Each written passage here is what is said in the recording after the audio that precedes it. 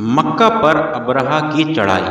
جناب عبد المطلب کو اپنے پیارے بیٹے عبداللہ کی وفات کی خبر ملی تو ان کو بہت صدمہ ہوا۔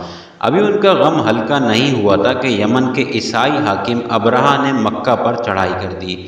اس کا سبب یہ ہوا کہ ابرہہ نے کعبہ کے مقابلے میں یمن کے شہر صنع میں ایک عالی شان گرجا بنوایا تھا اور حکم جاری کیا تھا کہ لوگ اس گرجا کو کعبہ سمجھیں اور مکہ جانے کے بجائے اس گرجا میں آیا کریں۔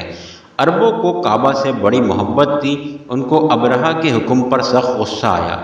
ان میں سے کسی نے چھپ کر ابرہہ کے گرجے میں گندگی ڈال دی۔ ابرہہ کو پتہ چلا تو اس نے ایک زبردست فوج کے ساتھ مکہ پر چڑھائی کر دی تاکہ کعبہ کو گرا کر اپنے گرجے کی حد تک کا بدلہ لے۔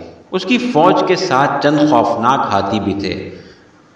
عبد المطلب ابرہہ کے پاس۔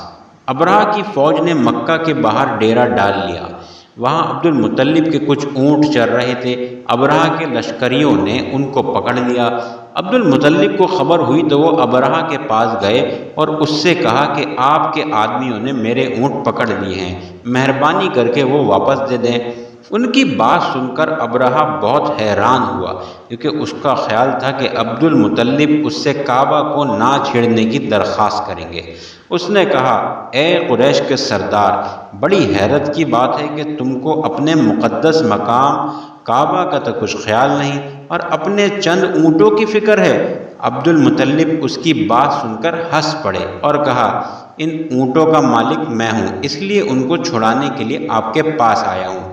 اس گھر کعبہ کا بھی ایک مالک ہے، وہ خود اس کی حفاظت کرے گا۔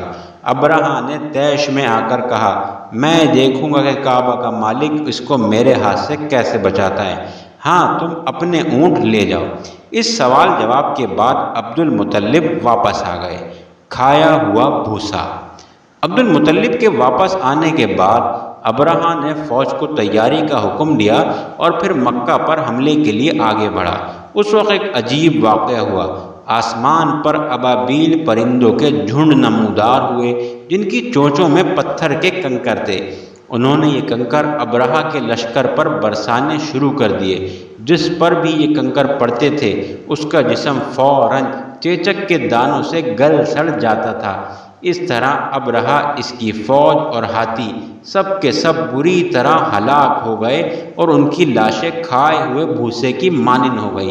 اس کے بعد سیلاب آیا اور سب لاشوں کو سمندر میں بہا لے گیا۔ یوں اللہ تعالیٰ نے اپنے گھر کو بچا لیا۔ یہ واقعہ 571 عیسوی میں پیش آیا۔ قرآن مجید کی سورہ فیل میں اسی کا ذکر ہوا ہے۔ اس میں ابرہہ کے لشکر کو اصحاب الفیل کہا گیا ہے کیونکہ ان کے پاس ہاتھی بھی تھے۔ اسی نسبت سے عربوں میں یہ سال عام الفیل یعنی ہاتھیوں کا سال کے نام سے مشہور ہو گیا اور وہ اسی سال سے تاریخوں کا حساب کرنے لگے۔